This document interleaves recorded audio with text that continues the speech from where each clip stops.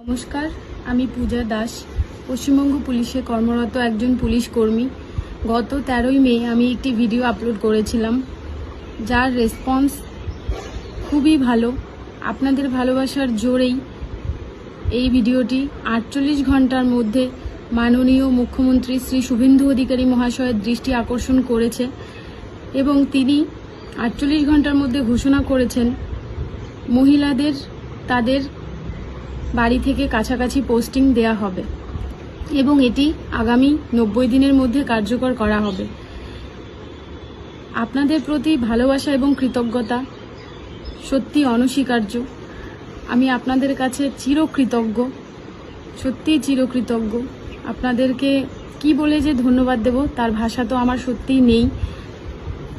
তার পাশাপাশি আমি আমাদের মাননীয় মুখ্যমন্ত্রী শ্রী শুভেন্দু অধিকারী মহাশয়কে একটি কথা বলতে চাই, স্যার আপনি সত্যি অতুলনীয়। আপনার এই পদক্ষেপ আমাদের মহিলা পুলিশ কর্মীদের জীবনকে আরও অনেক সহজ করে তুলবে, কারণ আমরা পুলিশ কর্মী হওয়ার আগেও একজন নারী, কারোর ঘরের মেয়ে, কারোর বা বোন, কারোর বা স্ত্রী।